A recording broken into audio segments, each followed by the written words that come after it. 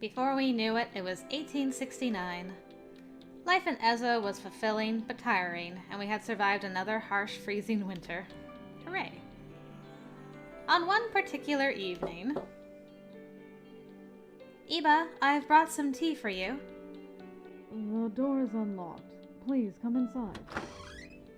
So it's been a while. Did you guys just share a bed that one night? Or, like, what's happened in the meantime?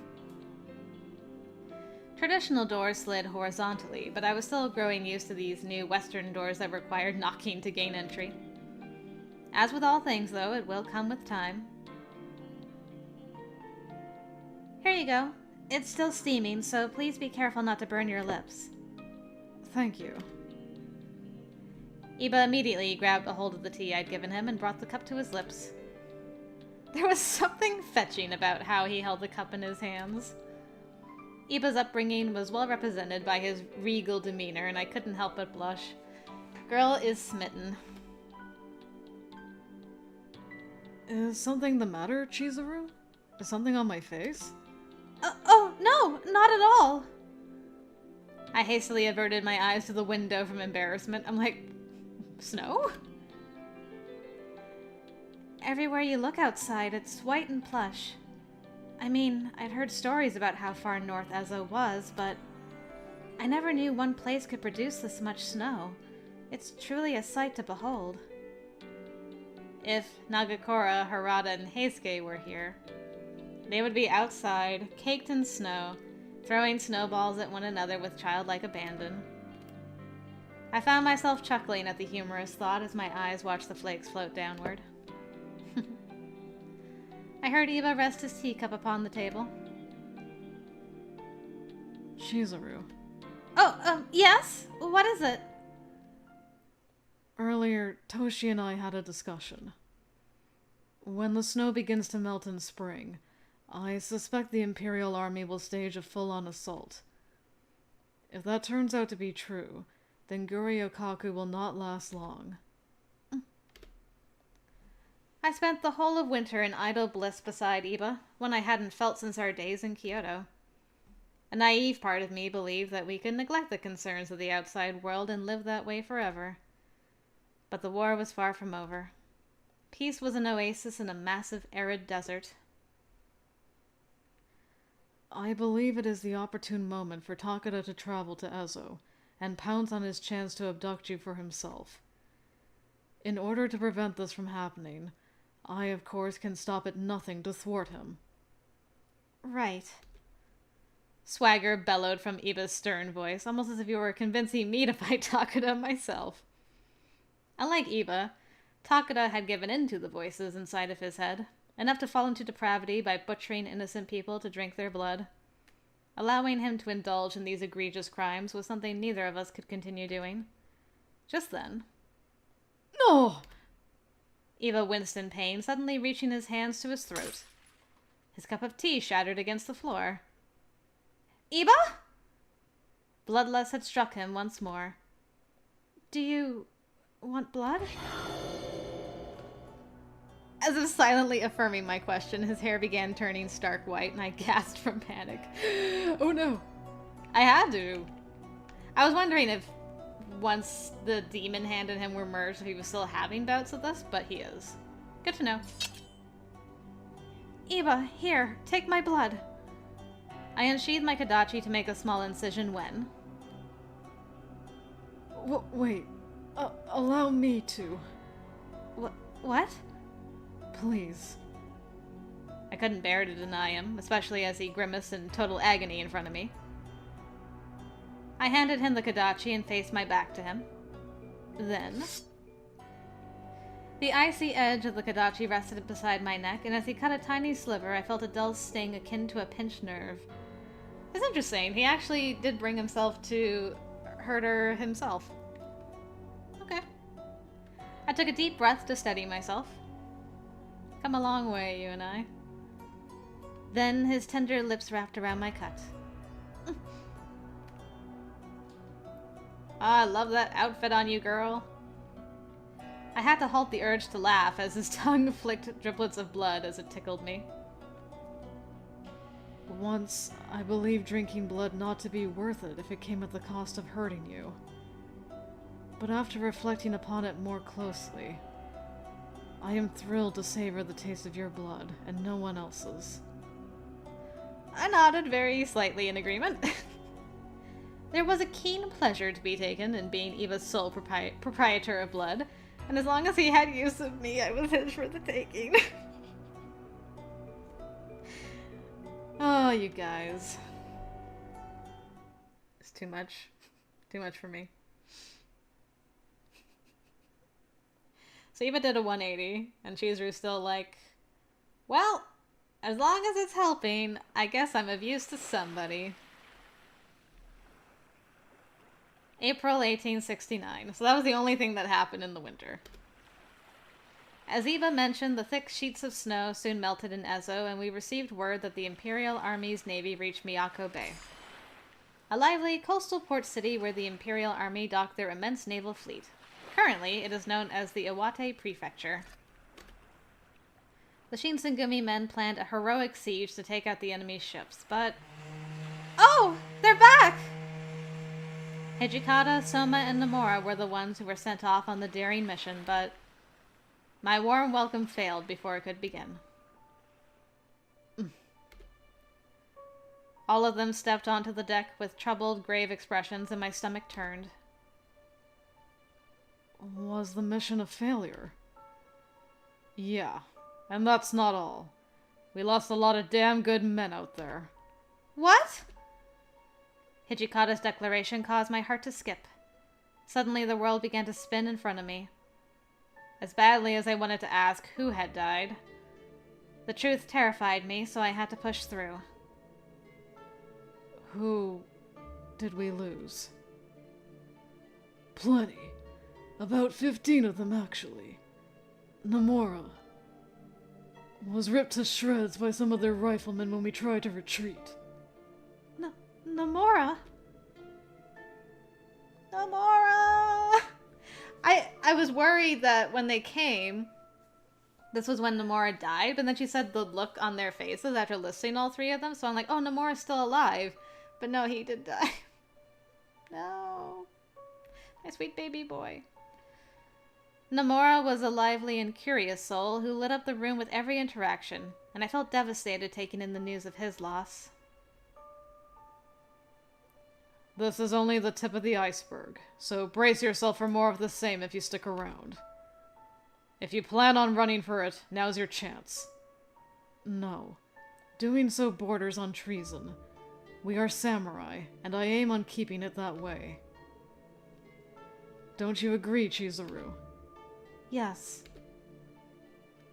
Although I had steeled my heart long before Eva or myself had set foot in Ezo, I couldn't help but wonder if it was a mistake.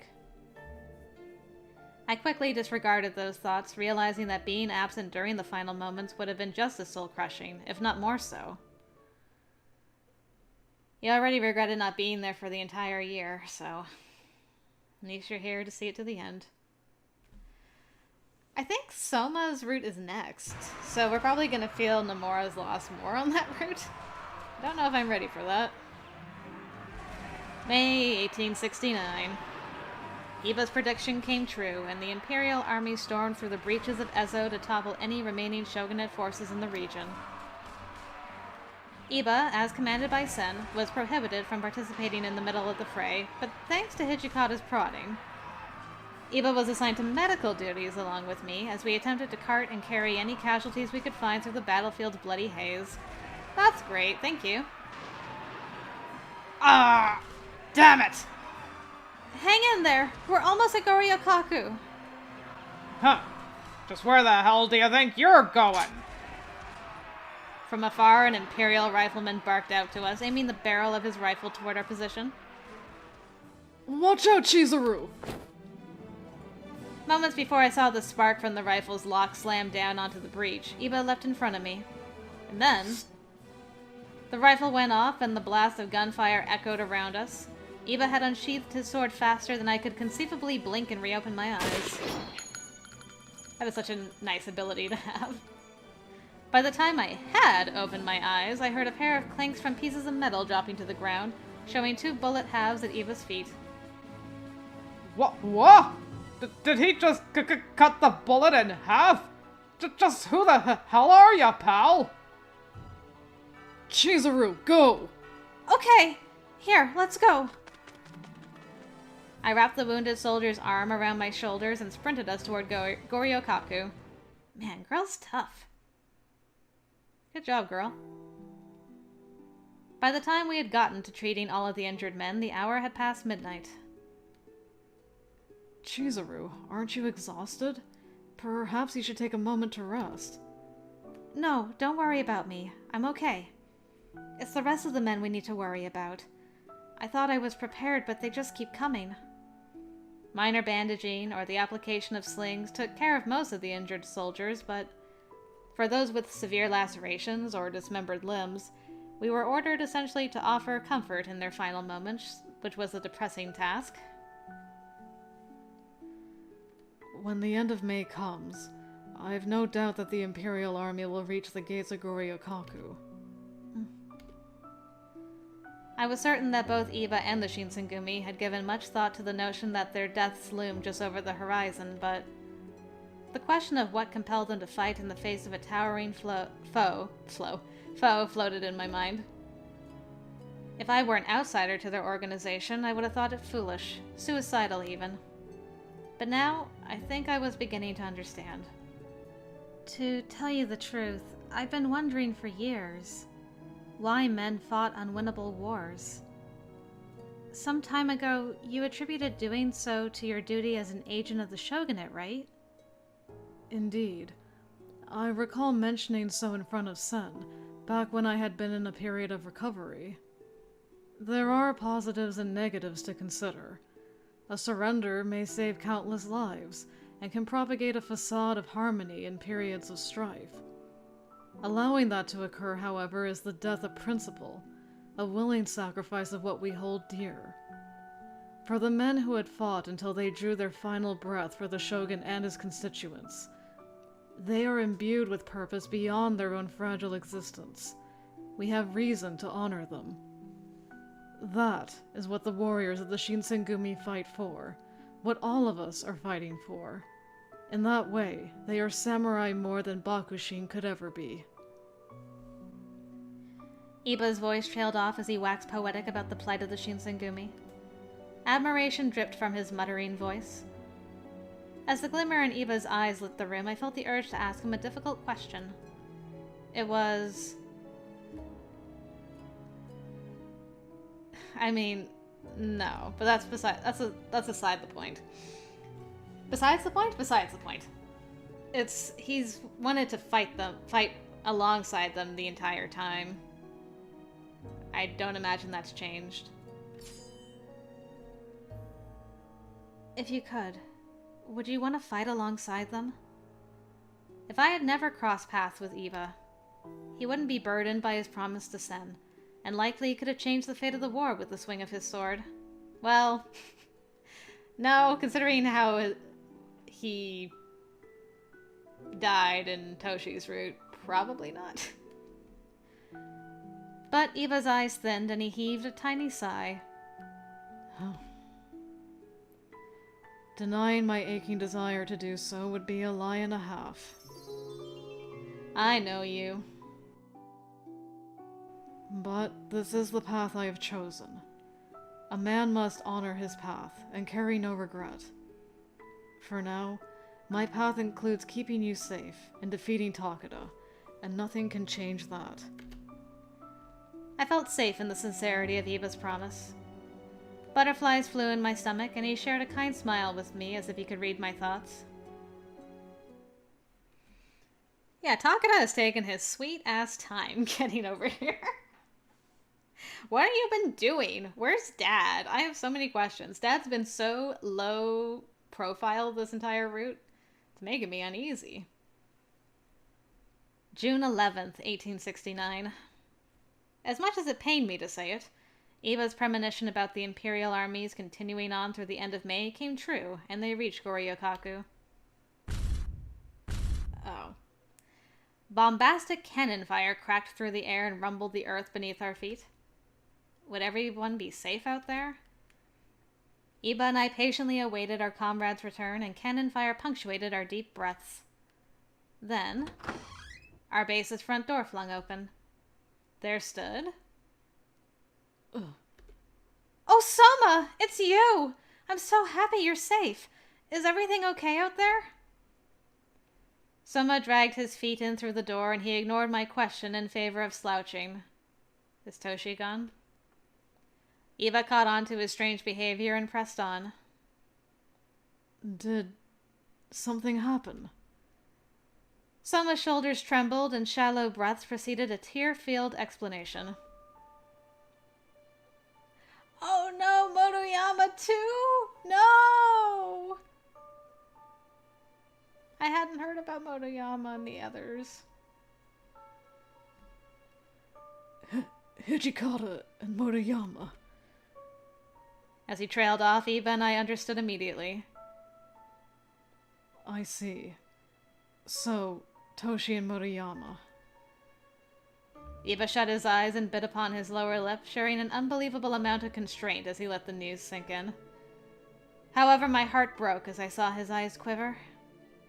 Iba was never one to let his emotions best him, but 2 of his most precious friends had passed before he'd had a chance to bid them farewell. It was a cruel, unfathomable stroke of fate for him to have lost both of them at once. Eventually, Soma tilted his head to look back at us and began shaking with rage. I'm leaving this place to you. Hey! Wait, Soma! Before Soma could sprint off, he turned over his shoulder and shot a dubious glance at me. Please, don't die. I won't. Hijikata's passed the torch to me now. The faint light burning behind Soma's eyes gave me a small sense of relief, and he ran off. Soma, what a lad. Almost immediately after Soma darted back onto the battlefield, a slew of injured warriors was brought into our infirmary, prompting us to get to work. Even if Hijikata and Motoyama had both passed away, there was scant any moment for mourning. Instead, we toiled away our grief by tending to the wounded men, using our tireless work to numb the resounding pain. Both at the same time. Sheesh. Later that evening, lights positioned around Goryokaku were being sniped by Imperial artillery, raising an alarm. Iba! Yukimura! Are you in here? Shimada! Yes, we're here. What's wrong? We've received some unsettling news of a man heading to Goryokaku, and I thought you would want to know. According to the scout report, he and his troop have absorbed all gunfire with no deterrence. Then the warrior would proceed to butcher our troops and feast upon the blood of their corpses. I've no doubt in my mind that it is Takada. The time has finally come. Let's go, Chizuru. We must deal with this matter at once. Okay. I beg of you, be careful, you two. Should the 2 of you survive the encounter, let us meet again soon afterwards. Of course. Be careful as well, Shimada. We exchanged cordial bows and bid Shimada farewell. So, Iba and I departed from Goryokaku, hoping to settle Iba's straw with Takada once and for all.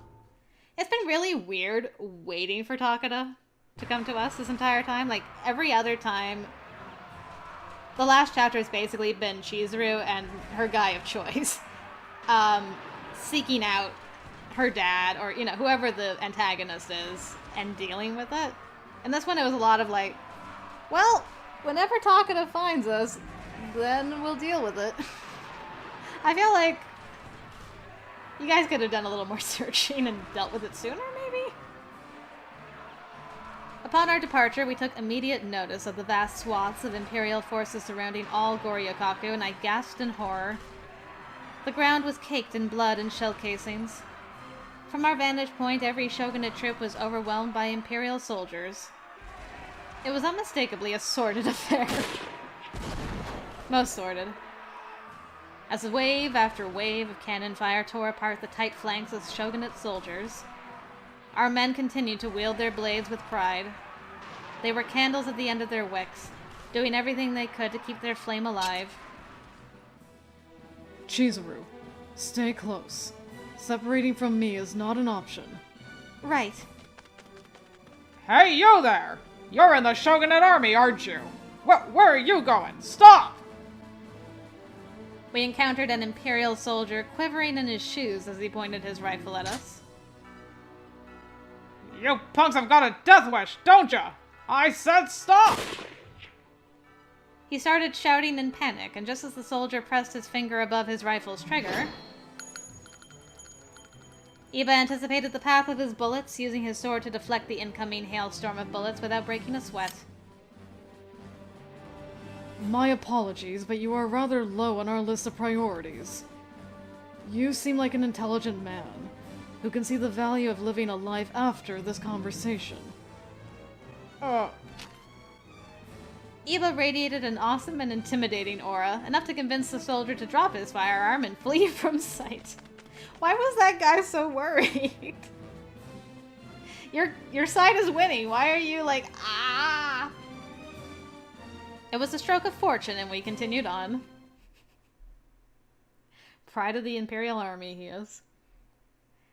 Iba and I kept low to the ground and ducked into a forest on the border of Goryakaku. Ah. And then he was waiting. Alright, everybody have a show of hands. Are we all on bandage and stuff? Ah, so you found me. Hachiro Iba. And of course, Kodo's daughter. A sloppy mess of blood coated Takada's lips and cheeks, and he slurred his words like a drunkard as he pointed his gaze towards us. He dropped a half-eaten arm to the ground, which hit the floor with a dull, sickening thud. At Takada's feet was a gruesome array of scattered remains, thickening the air with a nauseating scent. Kodo has yet to show himself. Mind telling us where he could be? Oh, him? Funny story. When he was off gathering fresh prey for me during the Battle of Aizu, Saito found him and gutted that senile fuck. Hajime! Bean! He took care of Dad? Hajime? Freaking Hajime, man. So that's why Dad's been... Damn, Dad really didn't have much play in this, did he? Aside from, like, the end of Kyoto Winds, and then Dad's just like, poof, gone. That is crazy. We get no resolution with Dad. I mean, personal. Like, we find out what happened to him, but... Wow. Father had been murdered by Saito. Part of me felt inclined to mourn Father's death, but now was neither time nor place to do so. But by that point, Kodo had far outlived his usefulness for me. So long as there are victims for the taking, I can fashion myself an army. And so long as a precious morsel like you exists, the possibility of creating offspring does as well. Do you still think I'd let that preposterous idea happen on my watch? I grow tired of hearing your meager attempts at heroism buzz in my ear. Need I remind you of the embarrassment I'd given you in Hakone? You could barely touch me. The warrior you faced in Hakone is different than the man standing in front of you. I won't lose. All bark and no bite. I've heard this one before. Show me how different you are then, bastard. Iba shot a stern glance at me, signaling me to step back, out of range of their duel. I hastily skipped back toward a bush, holding my breath as they began to step closer to each other. Nice synchronized hair changes. The hair of both combatants turned stark white, and the energy radiating from their shared contempt nearly paralyzed me in place. From Takada especially, an ominous toxic miasma floated inches from the surface of his skin, making it so that I couldn't stand to stare at him for long. I have to admit, for a second I thought miasma was masculinity. And I'm like, an ominous toxic masculinity. Whoops. Miasma. Then, Takada kicked at the ground, charging toward Eva. I see you, Eva. Everywhere you go, I am 2 steps ahead. Takada raised his sword above his head, then... he looks worried. White sparks flew high into the air, and a deafening clang screeched out as their blades clashed. What the? Eva was quick to deflect Takada's incoming strike, catching the latter off guard. At first, Takada wallowed in his shock, but bounced back to put some distance between them. Huh. The gods have granted you one favor, Falling behind the likes of you is impossible. I have achieved a form surpassing all other beings. Once again, Takada slashed at Eva forcefully, but... Eva blocked the path of his opponent's blade handily. Both warriors kept steady track of the other's footwork, careful not to make any hasty missteps. In the darkness, I could only make out the bright metallic flashes and the frightening crack of their blades meeting in the tense atmosphere. How is this happening? How is this pathetic being withstanding the strength of my attacks? All that bragging and nothing to show for it. Is this the best you can do after murdering all of those innocent lives for their blood? This is inconceivable! It must be a trick of some kind! There is no way you could defeat me! A flurry of desperate swings came from Takada's blade, but Eva smacked them away without trying. This was a very one-sided fight. He traced the crescent path of each strike, nimbly weaving through them like a brush upon parchment. Takada's face warped in frustration, and as his fatigue began to set in, so too did panic.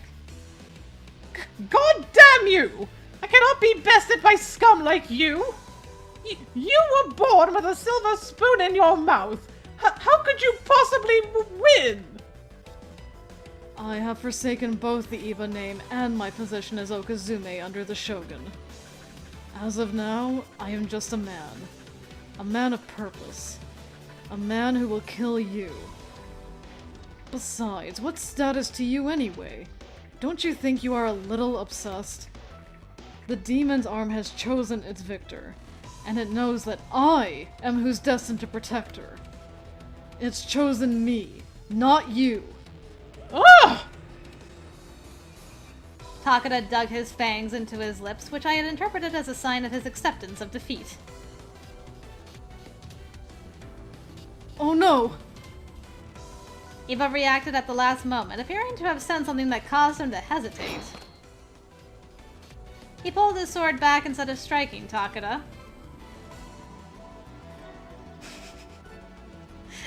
I'm like, what's your plan? Seeing that an opening had been created, Takada darted his eyes toward me and began charging.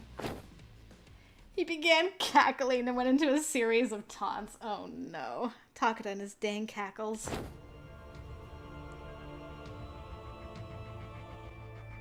Oh, what's wrong, Hachiro, Eva? You'll have to stab the both of us at the same time, won't you? Takada wielded me like a meat shield, gradually stepping back to put distance between us and Eva. Gah! Let go of me! Ha! You think me stupid, girl? Eva, face it. I have what you want. Do you really want to risk killing her just to reach me? No. I know you don't.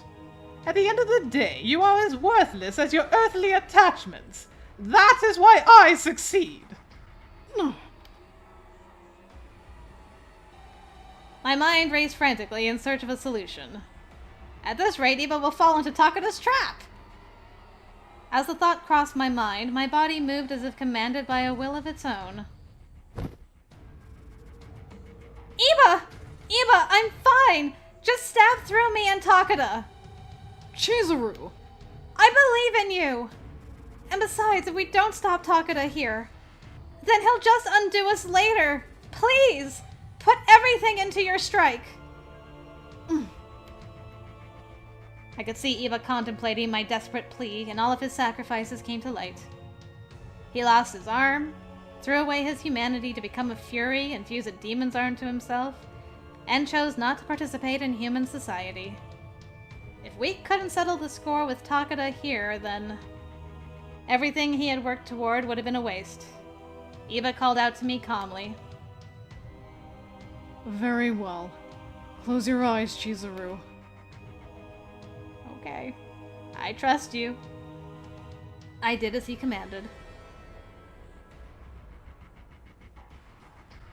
Enough with this charade, you fool! You don't have the guts to do it! My sword, Takada.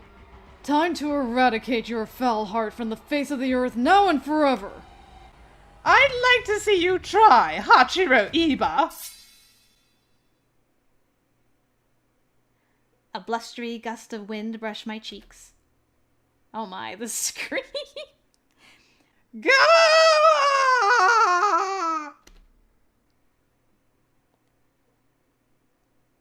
Wow. Where did you slice him? From behind me, I heard Takada's voice shriek out in pain. And then my body jolted back from the collateral force and something passed through my body. I felt Iba's strength, the full weight of it. Iba, was I able to help you? I was so elated that tears began to stream. And then everything went black. That's how it ended! What? I'm sorry, but what? That's how the name... What? What?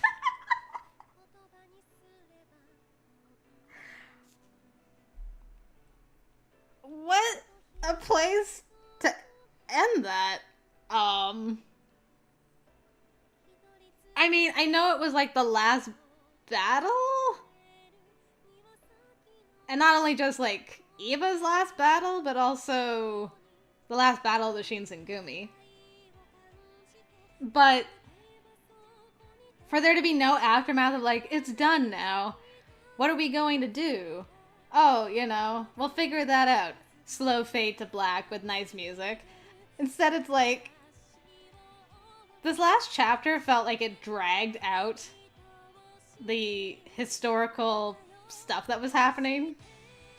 It's like, and this is where the Imperial Army was, and this is how far they were getting, and blah, blah, blah, blah, blah. And then the battle with Takada happens, and it's like, oh, by the way, your dad got killed. Because we need to wrap this up. We can't have Dad here to monologue as well on top of everything. So, yeah, Dad's dead. And Iba's just, like, slaughtering Takada. There was, like, no danger to Iba at all in that last fight. And then the hostaging of Chizuru was very short-lived. And then she passes out. And that's it? What the heck is this epilogue gonna be? I was not expecting it to just end there. What? I'm gonna take a sip of water while this loads its thing. What a twist it would be, though, if there was no final chapter. It's just like, and that was Iba's story. Thanks for playing. Okay, Iba, what you got, boy? What's happening? Such a stunning, gorgeous day, isn't it? I was coaxed awake by the soothing voice of the man I loved, and his breath tickled my ear. When I see this lovely shade of blue smattered across the sky, I'm reminded of something. Do you want to guess what it is? The tenor of his charming words was dreamlike, and I struggled to open my droopy eyelids. That's right. The Haori of the Shinsengumi.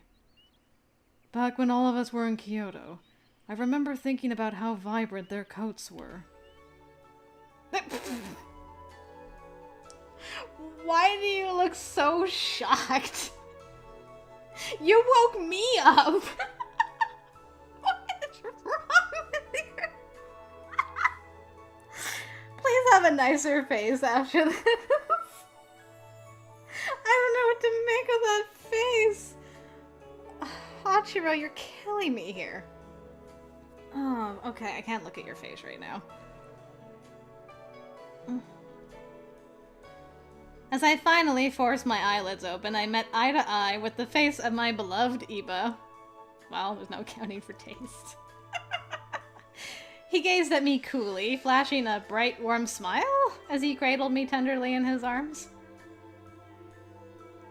Chizuru, are you finally awake? Iba? Where are we? Huh. What is happening? Did she pass out and you, like, carried her away? But then why is she in a really cute dress? Okay, I'm gonna keep reading. I awoke to the sight of a lush open meadow dotted with beautiful flowers underneath the vast infinite sky. The horizon stretched as far as I could see. It was disorienting, but in the best possible way. Well, that's better. Ah, at last. You're awake.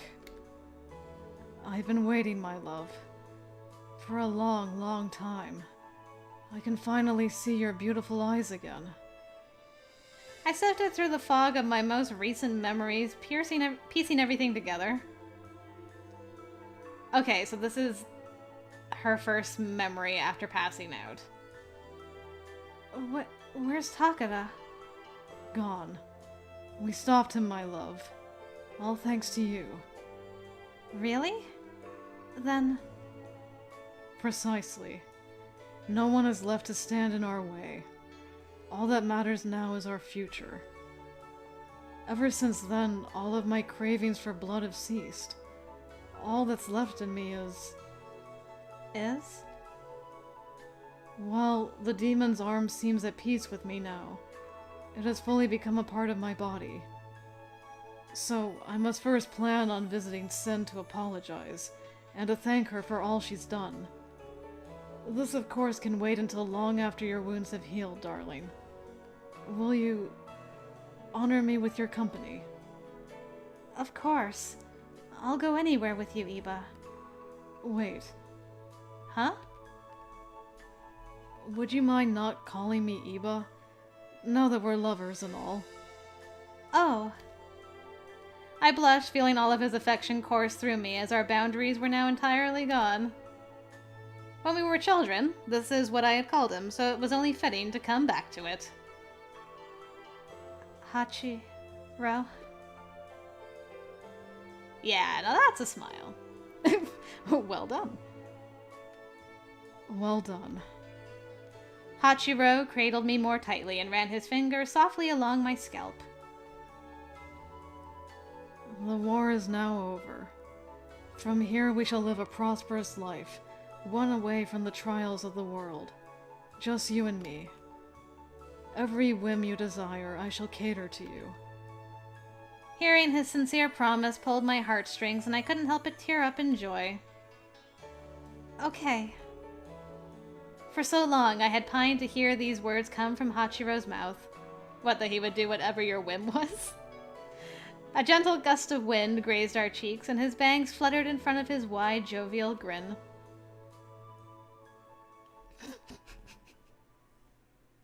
Fiend.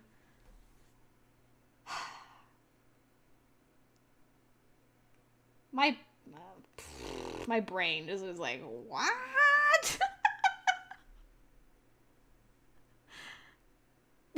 Now I'm a believer. Hey!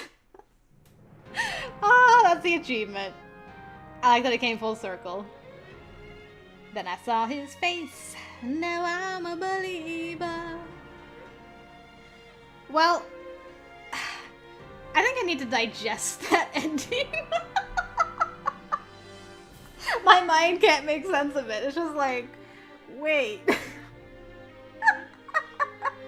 I will say, though, Hachiro's route got much better after the Kyoto Winds part. Much, much better. Like, tens of times better during this. So, well done. I really enjoyed it. I enjoyed it more than I thought I would. And I just need to digest the ending, though, because it was so quick. And then it was just kind of jarring. Excuse me, I got like a lot of gas all of a sudden in my chest. I'm like, please don't belch right now.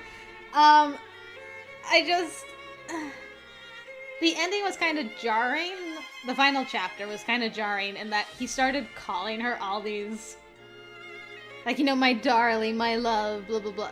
Like, I don't know how long he's been carrying her. First, when did he change her clothes? Second, how long has he been carrying her? It can't have been that long. Why is he all of a sudden like, okay, now that Takada's gone, I can now call you endearments. It was just, it was like the thing kind of jarring that Shin's confession scene was, where I was just not ready for it. The lead up wasn't quite there. If it had been a few months and they were settled somewhere, I could buy it. But because it seemed to be right after the whole Takada thing. Oh, hold on. Don't play the thing. I don't want to be copyrighted. But yeah, I just was like, it ramped too much at that part. I feel like Chapter 4's pacing was not quite as good as it could have been. But other than that, everything was really satisfying. I liked that they touched on yandereness a little bit, but they used it with the whole demon hand thing. And then went back to the whole childhood lovers thing. Like, that all went seamlessly very well. I thought that was handled great, and I had no problem with any of that. Like, that was all really well done. So, yeah, I thought that was really good. It's not my favorite, but it's also not my least favorite. I gotta figure out where he lies. Probably maybe around Toshi? I don't know. I'm gonna have to think of my list. I'm gonna do the other endings too. And maybe I'll have a better feel by then. But anyway, I hope you guys enjoyed Hachiro's route. It was certainly a ride. And, yeah. Takada was great. I'm glad we had him for one more route. But now we have some unrequited love stuff to go and do. So if you want to join me for that, I hope I'll see you there. Thank you very much for joining me, and until next time, I will see you later.